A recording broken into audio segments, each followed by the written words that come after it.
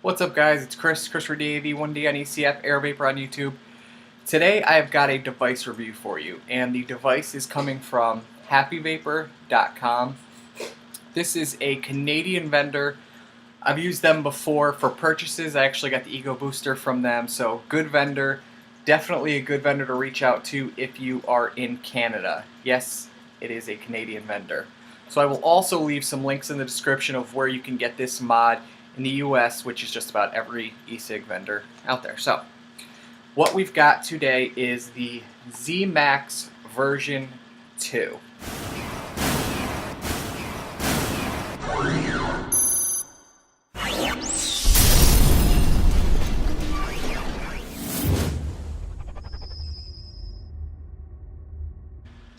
Now, if we go back in time, we had the original Vmax, which was a variable voltage mod or Ecig, and at the time its thing was kind of like the ProVary killer. That's what it was named when it first came out because it looked just like a ProVary, had options very similar to the ProVary, and since then has kind of upgraded. Then they came out with the Zmax, which is variable voltage and variable wattage, which we'll get into what the difference between those two are. Now we have the Zmax version 2, which has one more option. That's really the only difference, is it just has another option on the menu screen. So, if we open it up, we have our black chrome or gunmetal Zmax. We'll take her out of here. Under here we have the dumb instruction manual. Oddly enough, this instruction manual appears to actually be for version 1 that comes with it. I guess they didn't change their instruction manual because it does not have the 8th option on the instruction manual. So, let me shine this little girl up a little bit. This thing is a fingerprint magnet. Whether you have the gunmetal or the chrome, it is a fingerprint magnet. I personally would prefer like a brushed finish. So you don't have to worry about the fingerprints, but looking very nice. One thing I'll say about the finish is if you look up close and you look around where that crease is between the top cap and the body, you'll see the gunmetal color just slightly starting to wear off and chip off, so something to consider. You may see that happen. I also saw one out there that from the heat was starting to change color. So either way, this is the gunmetal. You can see mine the color starting to wear out a little bit, but it doesn't bother me. Has a 510 connection. Now, with this, it will fit Clearomizers pretty much flawlessly, like your Vision Ego Clearomizers. But the little difference is it'll only fit if the threading is on the 510 connection and not on the skirt. If the threading is on the inside of the skirt of the Clearomizer, like T3s have, it will not fit in here. If the threading is on the actual 510 connection, it will fit in here. So, just something to know and to be aware of. It does have a really deep well around the outside, which allows your Ego Clearomizers to sit in there pretty perfectly. Has Zmax written on one side and then smoke on the other. Has these little divots up here, which is again very similar to the ProVary. And then you have the bottom cap, which mine is almost a different color than the body. The bottom cap is darker. And then we have 5 vent holes at the bottom. This mod does fit one 18650. I have an AWIMR in here. Now, you can get an extension cap, so that way, if you prefer, you can stack 2 18350s. But this day and age, I just do not find a need to stack batteries. You know, the chances of something happening are fairly slim, but with the types of mods and the options we have out there at this point, it's not necessary for me. I'll just stick with the 18650. I'm getting all day worth of vape out of it, so it doesn't bother me any. Now, with that said, let's get to the functions on the menu. This is a 3-click, so instead of like 5 or 6 clicks, click it 3 times and you get to the menu. So first let me run through real quick. First is power up, power down.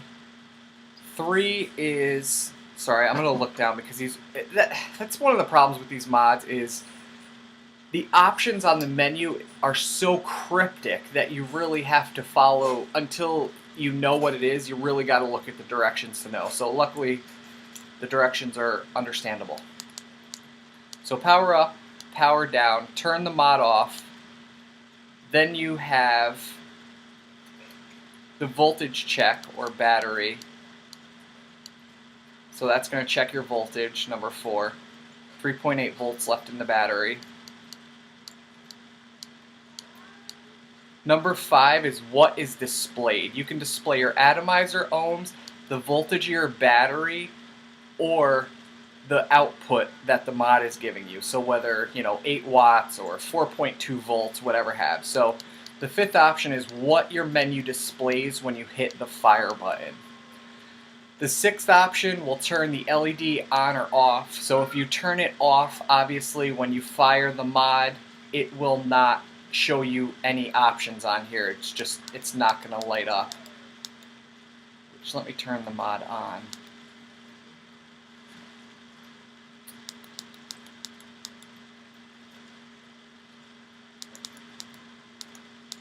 Alright.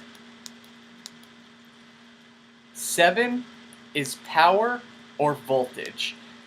Now, if you have it set to power, the device is going to change by wattage. So 9 watts, 9.5 watts, that's 10 watts, 10.5 watts, 11 watts. So it's going to be variable wattage. Let me just set it back down. Now if you go back to the 7th option and you change it to voltage,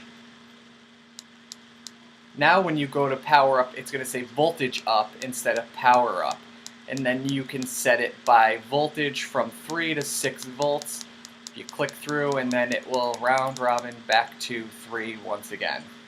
I personally prefer variable power. If anybody out there at this point does not know the difference, I will, really quick, I will demonstrate for you. First let me go back to power. Alright, so it's set to 8 watts. Now, this cartomizer is 2.4 ohms.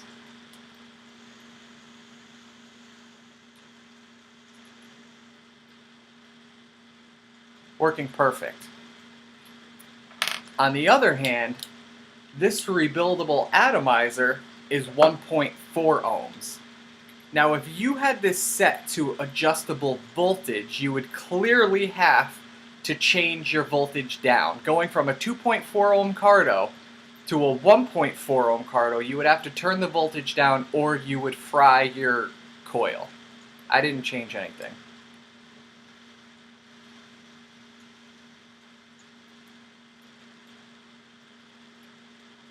And it vapes like a champ. So the difference is it's sort of set it and forget it. If you use variable power, you can set your mod to the vape you like, to the heat you like, to the vapor quality and quantity and throat hit that you like, and leave it alone. No matter what atomizer or cartomizer you put on there, it's going to stay at that same heat. So you don't have to worry about adjusting it, readjusting it, or burning out a coil. Now where that is not true is if I were to go from this to, say, a Clearomizer. You're going to have to do a little bit of adjusting. It's going to get you in the same ballpark, so I might have it set at 8 watts now, and with a Clearomizer, I might have to turn it down to 7.5 or 7 watts. The reason is those top coil Clearomizers run differently than all the rest. They tend to run a little bit warmer, so 2.6 ohms on a Clearomizer might feel more like 2 ohms on a Cardo or a rebuildable atomizer.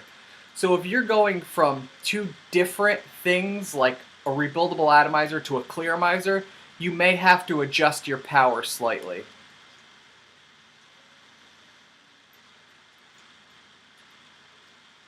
But other than that, it's pretty much set it and forget it.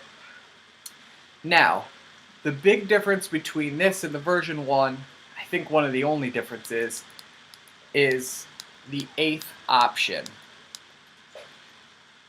I have it set to, it says ANS. What that is RMS. And then the NEA is the average. I'm not an electrician, so let me give you the dummied down retard version of that. If you have it set to the RMS, you're going to get a more accurate vape. A lot of these mods previously, like the V8 variable voltage fist pack, on freshly charged batteries, you can set it to 3 volts and it feels more like a 4.5 volt vape. The voltage, when they set them in the factories, just were not accurate. The reason for this is if you put it on RMS, it's going to give you an accurate vape. So if you set 4 volts on a low resistance Clearomizer, you can pretty much bet you're going to get about 4 volts under load. While when it's on the average setting, you can set it to 4 volts, and if your batteries are completely charged, you may be getting more like a 4.6, 4.7 volt vape. So leave it on the RMS. I don't even know why they make an option. It seems dumb. Who would want the inaccurate option? You know, I was talking to Eva, and I think she kind of nailed it on the head. They made all of these boards and didn't want to have to throw them away, so rather than that, they added another option instead of having to scrap everything that they already had, and they made a more accurate setting. So option 8, again, you're going to leave it on the RMS mode to keep an accurate vape.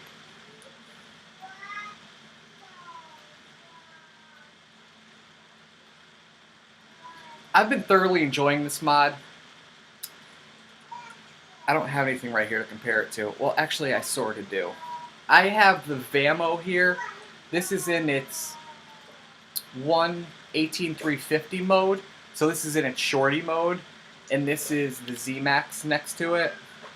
If this were in its full 18650 mode, it's probably a good 3/4 of an inch taller than the Zmax. And then it's a little bit skinnier than what the Vamo is. A little bit skinnier. It's actually, I hate to use the word petite. I don't know. Whatever. It's more petite than I thought it was going to be. It's skinnier and it feels good in your hand. It's not big and thick, and that's what she said. It's just, it fits in the hand Well, it's not big and bulky, it's actually pretty thin. And it's not that long. It's just a really good fit. The button placement is perfect. It's right where you would want it. When you hold on to it, it's right next to your thumb. While we're on the button, let me say this. While I'm talking about the button, let me say this. I have been having some issues with this button. I've been having issues with it misfiring, where I'm holding the button down and it's not firing and I gotta re-click it. And then yesterday, I had an issue where the mod was firing, it was not lit up, but it was firing my Clearomizer, and I had to actually quickly take my Carto off because it wouldn't stop firing it. I haven't heard this issue circulating around, so it's not something I'd be overly concerned about. I think it's just a defect with this one, but I have been having some misfires, and yesterday it did stay on continuously without the light even being on, so I don't know what sort of ghost was running this thing, but even with that said, I'm still using it, I'm still loving it. It's kind of becoming the one that I'm going to even when I'm leaving the house. It's just a really enjoyable vape. The screen, navigating through it, it's good that it's only 3 clicks to get to the menu and then 1 click to get to the next option. If you want to change the options, so say I want to power up, let it sit a second. Once the number comes up, click the button and it'll change it. Let it sit again, it'll turn off and you're ready to go.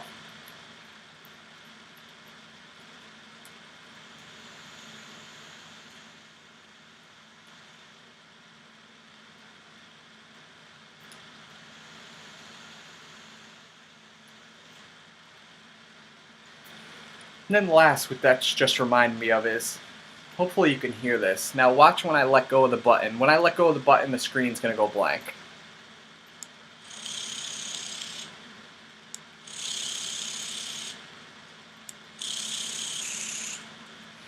The mod fires for a good 3/4 of a second after you let it go. Now I'm noticing that all these mods that are coming out right now are doing the same thing.